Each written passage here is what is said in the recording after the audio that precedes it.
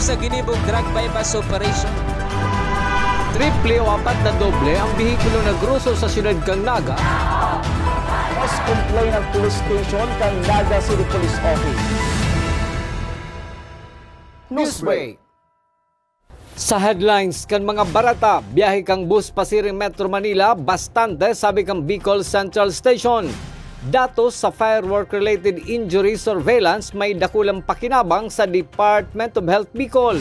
Metro Naga Water District, mautang pampatugdok pumping stations.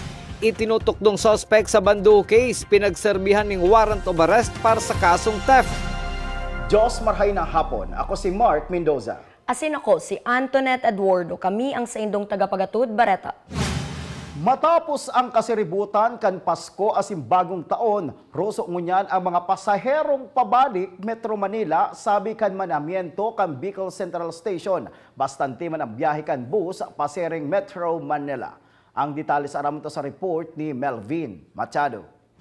Mayong nawalat na pasahero sa Bicol Central Station kasudba na nakaschedule ang biyahe pabalik Metro Manila matapos ang bakasyon sa Kabikulan sa nakalis ng Pasko asin bagong taon. Naabot ka manamiento kang Bicol Central Station ang tabang bilang kang bus na mabiyahe pasiring sa Metro Manila kasudma. Suzuki Bicol Central Station Manager Roderick Reforzado, may 162 na bus na nagbiyahe kasudma, lunad ang 7,800 na pasahero. Sudma po, alas 10 pa sila ng Banggi. Si report sa tuya sa operations, nagkaigwa na kitang dispatch to 153 from 6 o'clock in the morning until 10 o'clock in the evening. And sinag-duty po nga nin po naman alas 10 ng Banggi hanggang alas 6 ng aga. Tinawan-taman itong instruction na magtaong report pag alas 12. So igwa pa nga na habol na additional 9 na dispatch. So, all in all, sudma nagkaigwa kitang 162 na dispatch. So, pag-aaral po kaya ng sa tuyang dispatch, gustong sabihin po kaya, mayong pasaherong maturog sa terminal. Abot pa sa aldaw na Domingo ang pagruso kang pasahero sa Bicol Central Station asin inaasahan na si 114 na bus na nagbiyahe durante kan January 1. Iyuman girari ang maserbisyo sa mga pasaherong pabalik Metro Manila, ngunya na aldaw. So, ito pong naghalik ang pitsa 1 na 114 buses. Yun naman po itong inaasahan tang makakapagpuno niyan na maserbisyo, mataong serbisyo sa mga pasaherong madyaran sa Bicol Central Station. Hastang unyan, siribot ang mga pasaherong mabiyahe pa Metro Manila niyaon sa Bicol Central Station digdi sa siyudad ni Naga. Para sa One Media, TV48 Naga, Melvin Machado, Newsbreak. Mientras tanto, dai pinalampas kan manamiento kan Bicol Central Station ang mga kolorom na van na nag-aalok pasaherong mabiyahe pasiring sa Metro Manila. Susog kay Mr. Roderick Reforzado, pinag-impormaran subuot ninda ang Land Transportation Office dapit sa presensya kan mga kolorom na van sa palibot kan Bicol Central Station. So, ang inutag ginibo, alarma ta si sa tuyang mga pagribad sa Bicol Central Station, especially sila sa Public Safety Unit. And then, ang ginibo man po ninda, rekordahan si mga lugar.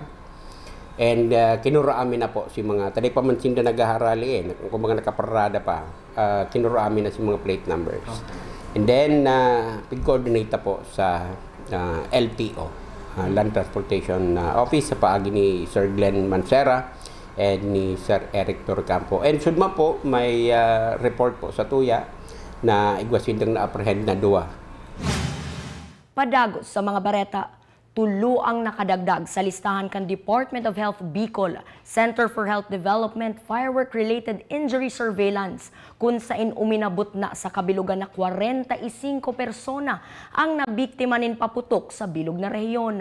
Pinakadakol ang hali sa Camarines Norte na may 16, Camarines Sur may 10, Albay Asinaga City na may 7, may sarong kaso man sa Legazpi City, Masbate asin Catanduanes. Mientras tanto, mga datos na natipon kan fireworks-related injury surveillance kan Department of Health nagagamit para sa paghamanin mga panibagong lakdang kung paano maibababaan bilang kan mga naiirido huli sa paputok. Ang detalye sa report ni Melvin Machado. December 21, 2023 kani-activate kang Department of Health Bicol Center for Health Development ang firework-related injury surveillance sa bilog na riyon kasumpay kang pagselebrar kang Pasko asin pagsabat kang bagong taon. Sulamente ang mga dinadarang na biktima ning paputok sa mga inaapod na Sentinel Hospital arog kang Bicol Medical Center ang nakakabali sa firework-related injury surveillance. Susug ki Miss Julie Ann Legaspi Garadino, Senior Health Program Officer kang DOH Bicol. Ang datos subot na natitipon hali sa firework-related injury surveillance ang nagagamit sa paghamanin mga policy para daina ini maotro sa masunod na mga aldaw. Yes po, sir. Ginagawa po natin itong surveillance to identify the threat. And with the threat, we can identify kung ano yung mga policies. Ang presenteng bilang ka mga nabiktima ng paputok sa pagsabat kang taon 2024 ang masalangkaw sa nakalis na taon 2022. Pandemic stage po ito. Opo. So these are the pandemic years. So talagang makikita natin na may pag-increase kasi nung pandemic ay meron tayong mga restrictions. May implemented tayong restrictions in terms doon sa paglabas, doon sa pagbebenta ng mga paputok. So now na 2023, kung makikita man natin Matatapos ang pagbilang ka mga nabiktima ng paputok sa Bicol sa maabot ng January 5, 2024. Para sa One Media, TV48 Naga, Melvin Machado, Newsbreak. Sa iba pang bareta, huli kan paglangkaw kan seismic activity kan Bulkan Bulusan sa Sorsogon. Nagpaluwas man in advisory ang PVOX dapit sa nairehistrong 160 na volcanic earthquakes kang Disyembre 29. Inabisuhan ang publiko na mantinido ang Alert Level 1 sa Bulkan Bulusan. Sa pagbabalik kang Newsbreak, suspek sa pambabadil gadan sa sarong pulis sa subuot buy-bust operation sa Baaw, Camarines Sur, daipa na dadakop. Iyan asin iba pang mga bareta sa pagwelta kan One Media, TV48 Naga, Newsbreak. Dakop sa ginibong drug bypass operation. Triple o apat na doble ang bihikulong nagruso sa siyudad kang Naga. Mas complain ng police station kang Naga City Police Office. Newsbreak. Flight attendants, prepare for takeoff, please.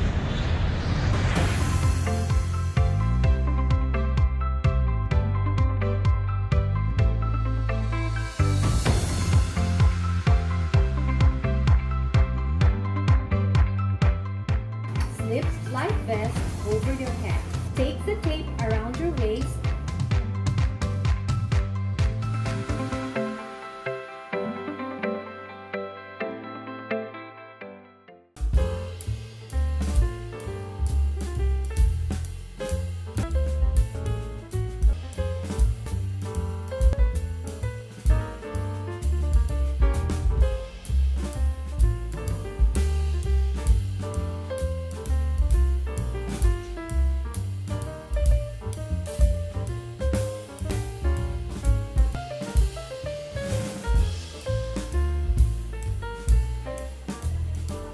Life at home is better with Unlimited.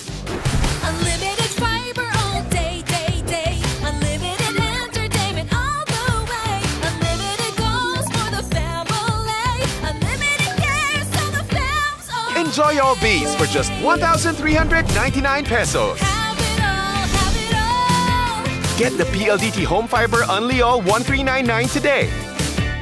Apply now and have it all, have it all.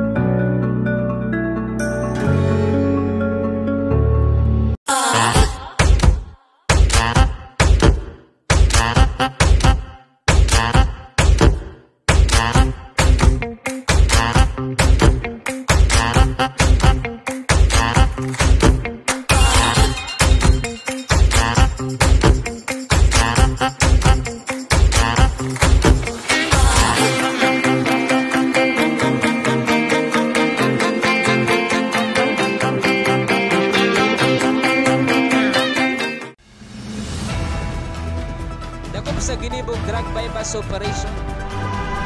Triple o 4 na doble ang bihikulo na gruso sa siyudad kang Naga.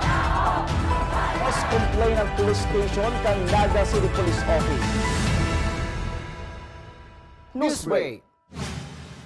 Sa pagpapadagos kan mga bareta, daina hahalaton kan Metro Naga Water District ang resulta kanina hagad nindang water rate increase na pagkukuanan ko ta nin pondo para sa pagpapatugdok nin kadagdagan na pumping station.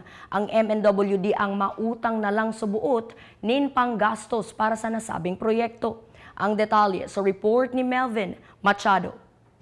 Para makapagpatugdok ng kadagdagan ng pumping station ng Metro Naga Water District para mapanuan ang kakulangan ng pumping station na mataon ng bastanteng supply ng tubig inuman sa mga taga-Naga, mautang na ang manehamiento kang MNWD nin pondo para gamiton digdi. Kasubagong aga kinumpirmar General Manager Florencio Mongoso Jr. ang pag-uurulay kang finance group dapit sa bagay na ini. Actually mo niyan po na 9 o'clock may meeting kita with the finance group. Garon no choice na kita, mautang na kita. Dahil na kita makapaghalat sa approval kang water rate increase dahil habang naghahaloy po, nagaparadagdag si sa tuyang pagkukulang sa tubig and sa muya man po kayang pagtubod, syerto man na makakabayad kita kayan dahil ang paggagamitan ta may beltada. And apwera po kayan, mas magiging satisfied sa tuya ang mga consumers. In the past nga nagbarakal ning kung ano-ano na may managbibilta sa tuya, nag-uutang kung ano-ano para so sailing ni mas tama na ang pag-utang itong paggagamitan may mabalik sa tuya. Sangunyan day pamadeterminaran kung perang milyon pesos ang uutangon kang MNWD. Depende po yan kasi may monetary board resolution iyan, hihilingon kang Bangko Sentral ng Pilipinas, si capacity to pay, plus si requirement for equity. Permi na pong iyan ang pagbabasehan kang si itatang authority sa tuya kung gurano si pwede tang iutang. Ang bilang kan pangangaipon ng pumping station sa Naga ang nagbabago huli kan pagdakulman kan nagkukonsumo ng tubig inomon sa syudad. Para sa One Media, TV48 Naga, Melvin Machado, Newsbreak. Mientras tanto, para makasiguro na maandar ng tultol ang mga pumping station sa syudad ng Naga, kinaipuhan na may bastanteng panahon ang pagkondusir ng preventive maintenance o rugna sa Pakol 3 pumping station. Susog kay MNWD General Manager Florencio Mongoso Jr. ang gabos na pumping station ang pinag-obserbaran subuot ninda para masiguro na ini magkakaigwa ng problema tatawan subuot ninda nin bastanteng pahingalo ang nagkapirang pumping station sa syudad. Iyo po tabi, right after kang bakasyon, kang Pitsa 2, pinaghihiling si gabos na conditions ng mga pumping stations and ang na-identify lang po na may urgent na kay po ang remedyohan si Pakol 3. The rest okay pa man, up and running siya, pero ibababa ta po muna sa 18 to 20 hours ang operating hours para po makabawi man siya. Kumbaga si replenishment kang si Aquafair, mataantaman ng panahon na makarecover siya. Padagos sa mga bareta, nasa ikaduang aldaw na ngunyan ang Business One-Stop Shop na pinagigibo sa People's Hall, Naga City Hall sa pagbubukas kan BOSS na madurar hasta sa January 20, 2024. Mayong babayada na penalidad ang mga amay na makakapagproseso kan sa indang mga business permit. Kung sain matatawan pa subuot nin regalo hali sa opisina kan alkalde kan syudad ni Naga. Susog kay City Treasurer Maricor Gayanillo. Inaasahan ninda ang pag-renew nin business permit kan aabuton sa 13,980 na negosyante sa Naga. And we are expecting 13,980 business owners to have their renewal. And for the last years,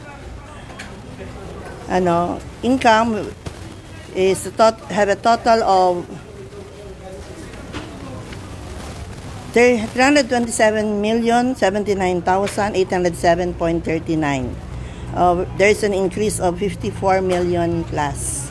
We are Sa satuyang police report, padagos na pinaghahanap kan mga otoridad sa probinsya ng Camarines Sur ang suspek na buminadil sa biktimang pulis na assign sa Tinambak, Camarines Sur na subuot nagkondusir ng anti-illegal drug buy-bust operation sa Baaw, Camarines Sur.